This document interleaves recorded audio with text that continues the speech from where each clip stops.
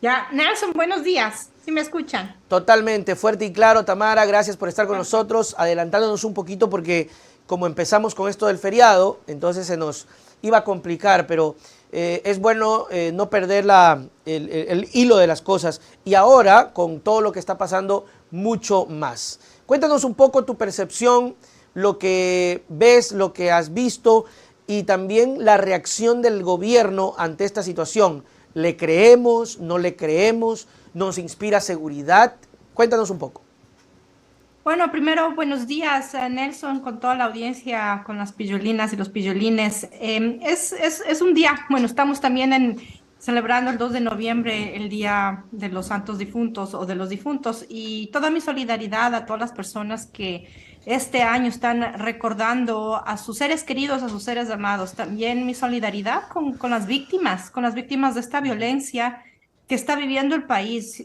Mis primeras reacciones, como ayer estaba también compartiendo con algunas amistades, de mucha preocupación, pero también de desolación, Nelson, Claro. porque estamos viviendo momentos que antes no habíamos vivido. Como país, como nación, ciertamente hemos tenido que afrontar en nuestra historia republicana, democrática, momentos duros, historias también que han marcado un antes y un después en el país, pero lo que estamos viviendo creo que está más allá de lo que nos imaginamos en algún momento siendo una patria chiquita, estando encaminada más o menos en algún tipo de desarrollo. Y nos encontramos ahora básicamente con un ambiente lleno de miedo, con un Estado absolutamente ausente, Ujú. con un gobierno incapaz, con un gobierno nefasto. El presidente se iba a Disneylandia y tuvo que elegir entre Orlando, entre viaje a los Estados Unidos o la cruel realidad de un país que clama por presencia gubernamental, por presencia estatal.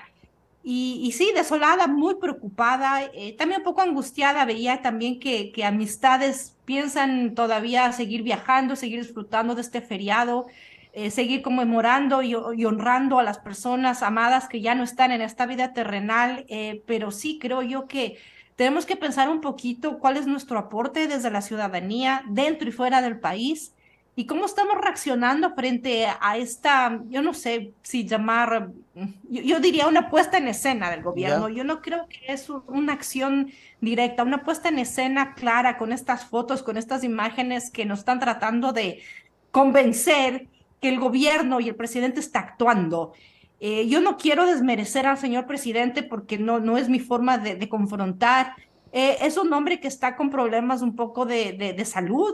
Claro que sí. Se ve claramente que tiene dificultades inclusive de movilidad y ponerlo en estas imágenes de acción para construir este relato que tenemos un presidente actuando, haciendo algo, esta foto con 6 hombres acompañados en sillas que hasta les quedaban grandes a las personas pequeñas que se sientan en esas sillas y que representan, se supone, al gobierno que nos debe cuidar. Yo no le creo, nunca le he creído a Guillermo Lazo, mucho menos lo voy a hacer ahora. Tamara, usted decía algo real, algo cierto, y también lo vamos a presentar en la tarde más que todo, el tema de la declaratoria de guerra, porque a mí me preocupa eso, ¿no? El presidente de la República básicamente sale decretando un estado de excepción y diciendo, no nos vamos a dejar, no me va a temblar la mano y vamos a pelear. Yo tenía información acerca de estas declaratorias de guerra que terminan no siendo tan positivas porque no traen nada bueno, ¿no? De hecho, Colombia ha tenido guerra años y años y lo único que ha sacado es sangre y sangre de gente inocente. Y, y me preocupaba la segunda denuncia de los Chone Killers, que le decía que si no regresan a los presos del pabellón 2 iban a actuar con más fuerza. Porque nos estamos olvidando de algo, Tamara. Estas cosas que han ocurrido en estas últimas horas es, va a sonar horrible, pero es la palabra cumplida de los delincuentes. Ellos amenazaron, ellos dijeron vamos a matar policías, hoy están pidiendo precio y están dando precio a la cabeza de policías. Esto solamente se daba en la época de Pablo Escobar cuando pagaban por matar a policías. Estas Sí, declaratorias, iba con... dígame, dígame. Sí, sí, sí. No, sigue, sí. No, quería cerrar con eso. ¿Es bueno declararle la guerra? ¿Es chévere? ¿Nos debemos sentir orgullosos, Tamara? Y justo eso te iba a decir, Nelson. Yo había compartido que viví en Bogotá, ahí acabé mis estudios universitarios, viví un poquito más de 2 años casi. Y cuando yo llegué a vivir en Colombia era el año 1998, es decir, casi como cerrando Ujú. estos momentos trágicos de una nación a que yo también quiero y la llevo muy cercana en mi alma, en mi corazón y en mi vida familiar inclusive. Y una de las cosas que compartían mis amistades en la universidad en ese entonces era esta zozobra y este miedo, pero al mismo tiempo esta aceptación con la que la ciudadanía en Colombia empezó a vivir, qué significaba que no importa el estrato social en el que vivas o las actividades que tú haces a diario, seas estudiante, trabajadora, ama de casa, no importaba básicamente quién eras, pero la gente sabía que salía de sus casas y podía existir la probabilidad o la posibilidad de que un carro bomba, de que Ujú. un atentado sicariato, que algo suceda que termine con tu Ujú. vida como persona o con la vida de tus seres amadas o tus seres amados. Y eso era como casi que una aceptación de la realidad de un país sumido en la violencia, sumido en muertes y sumido también en una guerra fratricida. Esto de hablar de guerra a mí sí me conmueve me mueve muchísimo en el alma, me causa zozobra. Es porque obviamente aquí donde yo vivo es una nación que sobrevivió a la Segunda Guerra Mundial y aquí la conciencia de lo que significa la guerra, de los discursos de odio, de la violencia, ha calado tanto en una sociedad que tuvo que recobrar la vida después de ser básicamente arrasada por una invasión y por una guerra. Ujú. Cuando escucho yo que el narcotráfico o que estos grupos armados le declararon la guerra al Estado ecuatoriano, yo entendería que por su lado sí, porque declarar un poco la guerra es llevar a eso, a esas Ujú. muertes de inocentes si es que toca, pero para poder hacer tu punto, como decía la gente en Colombia, sabes que te puedes morir por un coche bomba porque estamos expuestos en cualquier momento, en cualquier esquina, de cualquier forma a esa violencia, porque el Estado no tenía control en ese entonces de la cotidianidad de la Ujú. nación. Y eso es lo que están haciendo estos grupos armados, declarando la guerra al Estado, metiendo con estos coches bombas del amanecer de ayer, este terror, este miedo que te paraliza y que te lleva de alguna forma a normalizar o aceptar que es posible que salgas de tu casa y que te maten porque una bala perdida o por un coche bomba o porque te quisieron robar y no tenías lo que el ladrón o el delincuente quería que tú le entregues. Ujú. Y eso se está viviendo en el Ecuador. Ahora, si es que el gobierno me dice a mí que le declara la guerra también a Sí. estos grupos armados, a mí me incomoda inclusive mucho más porque en un conflicto armado, en una crisis armada, el momento que tú tienes un grupo declarando la guerra a alguien, aceptas que va a haber muertes de inocentes, que es lo que está haciendo la delincuencia, que es lo que estamos viviendo ahora, pero si el Estado hace lo mismo, ¿qué significa? Más Me está muertes. mandando el mensaje que efectivamente no le va a importar a la gente inocente, no le va a importar los bombazos o los atentados o lo que tenga que hacer los grupos armados militares, inclusive grupos que también pueden ser paramilitares, que Ujú. pueden formarse con este escudo de la guerra contra la violencia. Y vamos a terminar básicamente en una masacre fratricida, Ujú. matando y eliminando a quien es culpable y a quien no, con la muerte y con la violencia que ya se está gestando todos los días en el país. Y es muy deprimente, es muy preocupante, es muy angustiante y de verdad que es bastante desolador, Nelson. Yo sí he estado bastante golpeada desde el día de ayer y Ujú. sobre todo también viendo las reacciones de la gente. Parece que yo preguntaba ahora, decía, ¿qué nos lleva a odiarnos tanto? ¿Por qué? ¿Qué nos lleva a odiarnos tanto? De pronto, Tamara, habrá personas que, por ejemplo, acá yo he tratado de decir o de mencionar de que no es cosa de hacerle caso a los delincuentes, ¿no? No es cosa de decir, ok, me voy a someter. Es cosa de tener un presidente con cabeza que no es líder, que no ha cumplido palabra, que ha venido mintiendo sistemáticamente y que nos ha llevado a este punto de decir, ok, no voy a exponer a la gente. Lo que decías tú hace un momento, no voy a aceptar que vayan a poner bombas y mueran inocentes. Hay gente, Tamara, te digo que me lo cuentes porque a veces yo no tengo el chance. Hay gente que de pronto sí le dice, vamos presidente, a la guerra, no se deje, que muera el que tenga que morir. Sí, en las redes hay eso, ¿no? Chuti, Hay qué eso, estas desgracia. personas que inclusive que de sus privilegios están diciendo, bueno, el narcotráfico, los grupos armados, la violencia, bueno, los grupos que están básicamente sometiendo al Estado, están sometiendo al Estado, han declarado la guerra al gobierno, han declarado la guerra al Estado. Esto es una guerra que el gobierno ecuatoriano tiene que ganar. O sea, utilizan la palabra Sútica. guerra. Y es súper desolador porque a veces yo creería que la gente no se da cuenta de lo que significan las palabras que usamos. También hay personas que utilizan las palabras misoginia o fascista para atacar o agredir o defenderse en esos ataques que parece que no saben lo que significa cuando la usamos y cuando estamos tratando de tachar a alguien de misógeno o de fascista o de declarar la guerra a alguien, porque esas palabras tienen un significado que conllevan acciones y esas acciones tienen consecuencias temerosas, consecuencias devastadoras para una sociedad como la nuestra, tan dividida, tan llena de odio, tan llena de intolerancia.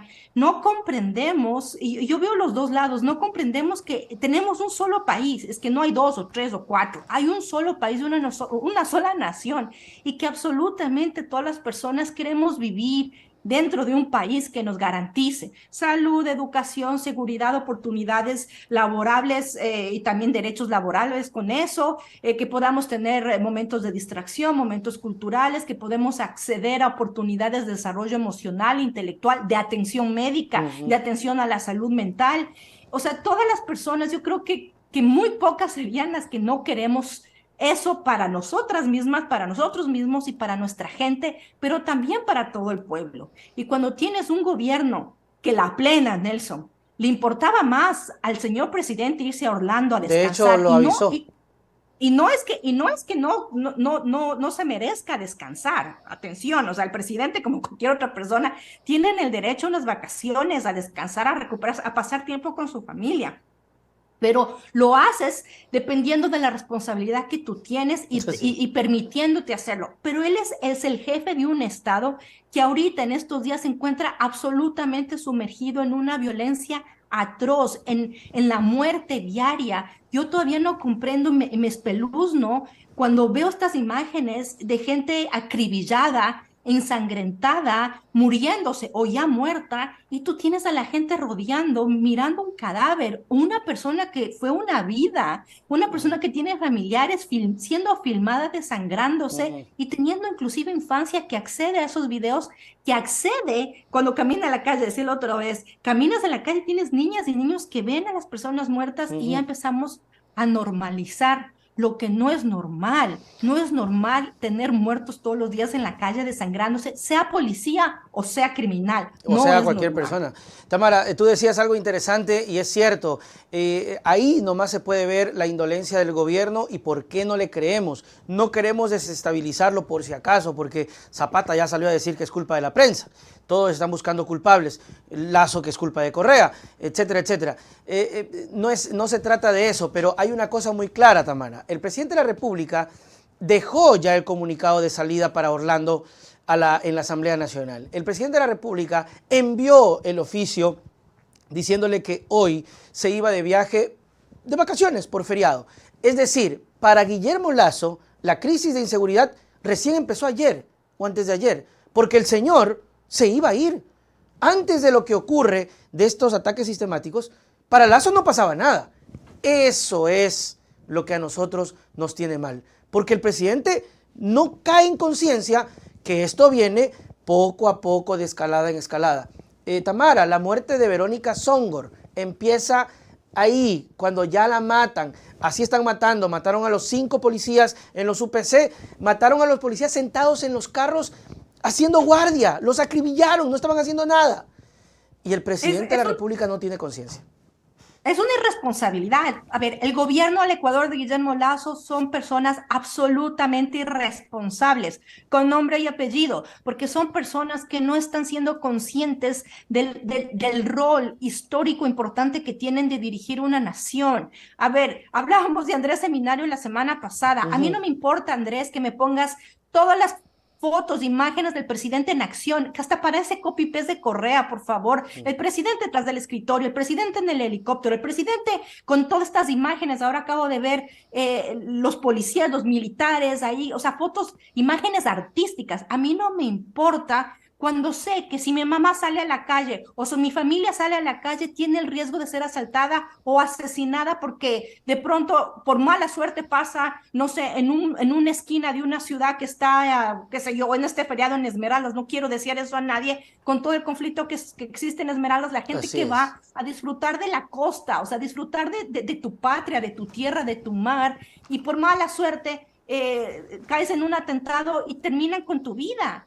Es una irresponsabilidad pretender que la crisis que está viviendo el país en estos días empezó ayer o el lunes, o que los cuerpos sin cabeza colgados del puente en Esmeraldas, que se amanecieron, si no estoy mal, el lunes, empezó solamente el lunes. No, esto viene una escalada de una tasa de homicidios que si es que son honestas y honestos y somos realmente transparentes y realmente les ruego, nos importa el país y ustedes ven las tasas de homicidio que no se inventa Correa, que no se inventa Lazo, que están ahí, te demuestran que no teníamos esta tasa de homicidio, si no No, estoy no. mal, 22 por Hoy casi 1000 20 y pico, sí. habitantes.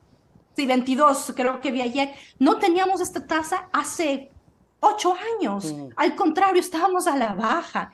¿Qué ha pasado ahí? Existe una ausencia, lo decíamos la semana pasada, Nelson, y creo que es súper importante recordar esto a las personas. Existe una ausencia de Estado, de gobierno. El gobierno no existe. Las políticas gubernamentales no existen. Por más que me traten de mentir, de decir, o que sea verdad, ya. Es verdad que están construyendo una escuelita en X parte rural del país y que existe la escuelita que están construyendo y que me pongan las fotos de la escuelita. A mí no se traduce eso a las Porque es personas que nos insuficiente, escuchan. porque es No una, se porque es traduce eso en poco. un cambio de vida. Entonces, no puedes decir que el presidente tuvo que dejar sus vacaciones para atender una emergencia. No, es un proceso estructural de la ausencia de Estado, de la ausencia total y absoluta de políticas gubernamentales estructuradas, no desde hace 6 meses, sino que ya venimos cargando eso desde inclusive el gobierno de Moreno, porque sabemos que toda la institucionalidad que algo se alcanzó desapareció, se derritió, se destruyó y ahorita no tenemos ni siquiera instituciones capaces de responder a la realidad que tenemos. Entonces, tener al presidente decirnos que ahora sí va a actuar, que ahora sí con mano dura, que ahora sí no se va a dejar, para mí es una mentira y es como las pataditas de ahogado que le toca dar porque le tocó responder y porque eso se espera del presidente de la República, que ayer hizo mutis por el foro en el Twitter, para eso sí, para aventarse ciertos trinos del presidente, número uno, pero para poner la cara cuando tiene que poner con los pantalones que debe vestir, pues desaparece hasta que empezamos a ver nuevamente estas puestas en escena, estas imágenes para decir, tenemos presidente. Yo no le creo a Guillermo Lazo, nunca le he creído, por eso ni siquiera voté por él, por cierto. Seguramente le tiene que haberle costado muchísimo al presidente haber dejado el viaje. Definitivamente tiene que haber sido la petición de alguien que tiene que haberle dicho, presidente, si usted puede evitar irse, sería bueno. Definitivamente, conociendo lo que ha venido pasando y viendo cómo el presidente de la República no le importa, tiene que haberle dolido muchísimo más el viaje perdido que las vidas de los policías, de los ciudadanos y de los ecuatorianos que estamos hoy pasando por esta situación. ¿Qué podemos esperar, Tamara? Yo quisiera tocarte este tema sin que la gente crea que nosotros estamos queriendo solapar a la delincuencia, porque la gente luego dice, estos quieren darle vía libre, ¿no? Hay un radicalismo tremendo. O sea, si le dices a la gente que debería el gobierno actuar con inteligencia, eres correísta que le está dando vía libre a la delincuencia porque según Lazo, Correa les dejó hacer y era un paraíso. Lo cierto es que paraíso, trance, chamullo o no, que a propósito no hay pruebas porque Carolina Andrade lo dijo en televisión abierta que no había pruebas y que eso le hace daño a las soluciones de la inseguridad, decir que Correa les permitió, no hay pruebas. Pero yo una vez que le entrevisté a Correa dijo una cosa que se pasó por las galletas y creo que la oposición también porque hubiese tomado ese pedacito de hacerle bomba. Dijo Correa esto, y llegando el caso, y si toca hacerlo, pues toca por la paz del país. ¿Qué piensas de esto? Pero yo creo que es súper fácil juzgar a las personas con poder cuando no tienes el poder y cuando no eres esa persona que ejerce el poder. Tenemos también una sociedad extremadamente moralista y juzgadora, con una capacidad de juzgar con la verdad absoluta casi, ¿no? Cuando, cuando lo estás haciendo, yo siempre digo, opiniones son las opiniones desde las propias razones. Todas las opiniones que yo vierto, todas las opiniones que yo pongo en mi Twitter o que conversemos aquí, son las opiniones desde las propias razones, desde el proceso intelectual, reflexivo, analítico que yo pueda tener sobre un tema u otro.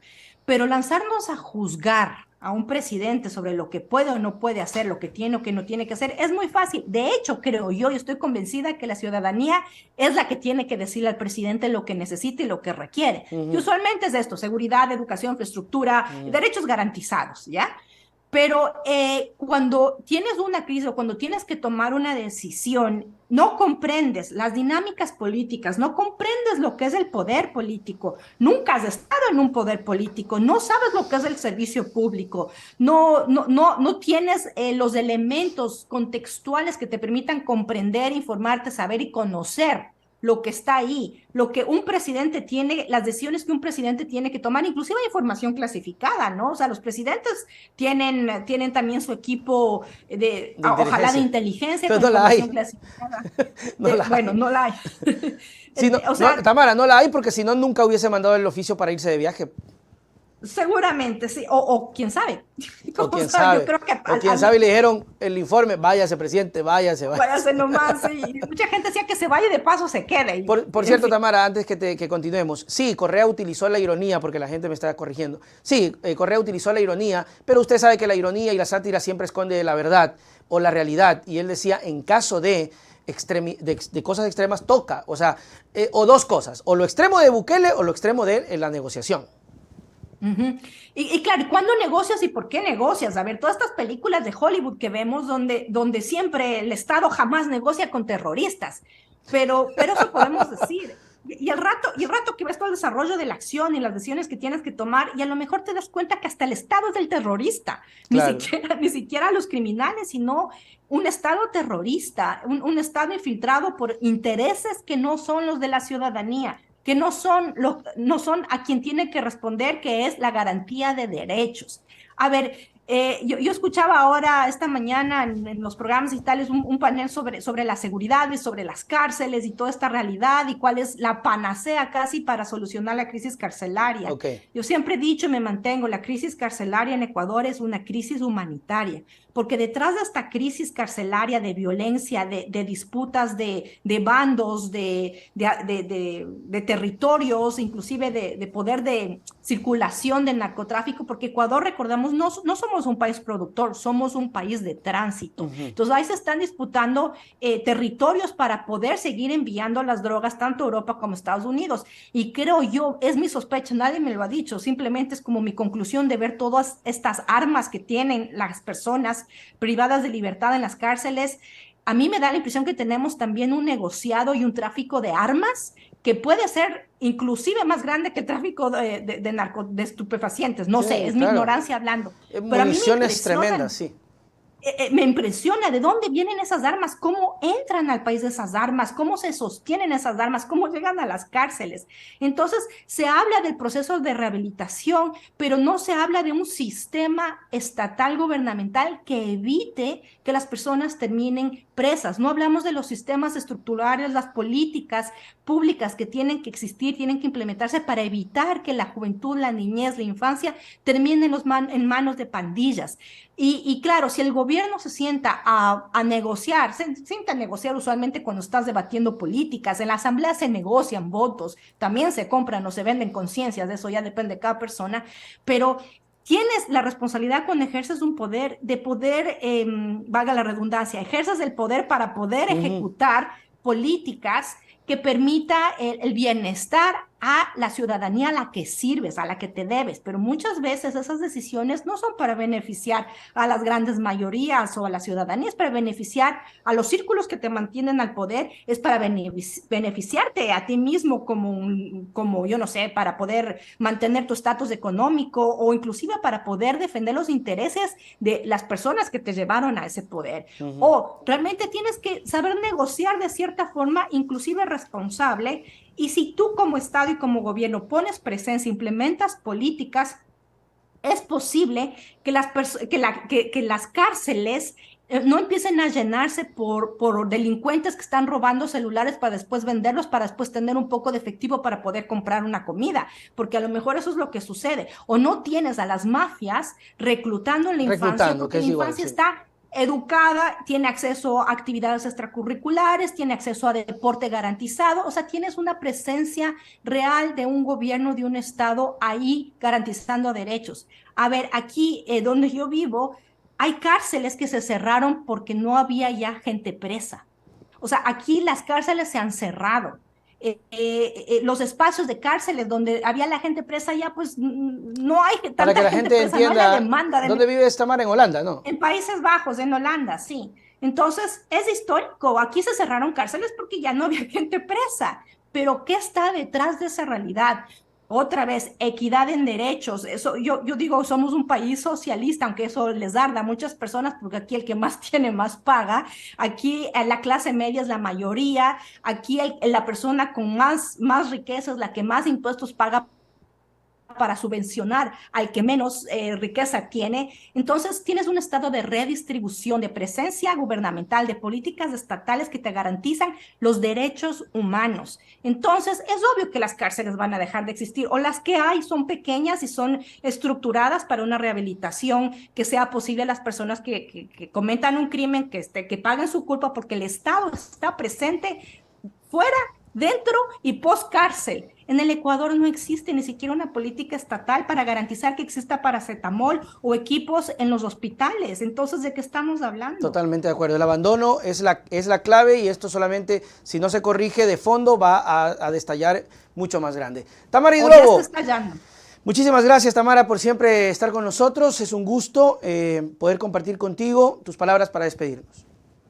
Bueno, nuevamente mi solidaridad, mucha fuerza y yo sí les invito, de verdad quiero invitarles a todas las personas que nos escuchan a reflexionar un poquito cómo sostenemos esta frustración, los desacuerdos, la intolerancia que ojalá se vuelva en respeto, porque de verdad somos un solo país, no hay repetición, no nos van a garantizar otro país. Así Es es. lo que tenemos, es lo que nos tocó. ¿Cuál es la responsabilidad de cada una de las personas para evitar las violencias dentro y fuera de las redes, para aceptarnos en las diferencias, para acordar, desacordar, para poder avanzar y eso sí, para poder aportar a que el país no caiga en el abismo de la violencia, de la desolación y de la muerte? Descansen, disfruten del feriado. Nelson, disfruta una colada morada, si Sí, tú que sí puedes. sí tengo. Nos vemos la próxima semana. Gracias, Tamara. Chao, chao. Abrazos fuertes. Chao. Así es, mis queridos amigos. ¿Qué les puedo decir? Para que no se sienta que somos pesimistas, desearle la mejor de la sabiduría al presidente de la República. Yendo a la realidad, es el único que tenemos. No tenemos dos presidentes. El vicepresidente Borrero no existe. Solo lo tenemos a Lazo. ¿Ok? Partiendo de eso, desearle que tenga lucidez, que tenga capacidad, que tenga corazón, que tenga ganas, que tenga voluntad. Y si es que, presidente, lo hace por presión, lo hace porque le toca, lo hace porque realmente le dijeron que se quede, pero su corazón quería irse a Estados Unidos a pasear. Si dentro de su sentimiento, cuando va a dormir, cree que no puede, está usted en todo el derecho de dudar. Es más, acuérdense que un sacerdote de alto rango que llegó a ser papa, tuvo conflictos de fe y sintió que no era el adecuado para seguir en el papado. Se me va el nombre, creo que era Benedicto. Y renunció. Benedicto dijo, esto no es lo mío. Y renunció frente a Diosito. O sea, si ya no hay más, imagínense cómo ir a renunciar ante Dios. Porque Dios se supone que es el jefe directo de del Papa, ¿no? Si el Papa tuvo ese sentimiento y dijo, no puedo mentirme, vamos, presidente, usted es un ser humano como todos, es un ser humano como todos. Reflexiónelo, si está decidido, aplíquelo, tiene la oportunidad, siempre lo ha tenido. Le repito, usted es el presidente, no tenemos otro, es el único. Y lo vamos a seguir fastidiando hasta el último día. Nos vemos, amigos, será hasta hoy, 3 en punto de la tarde.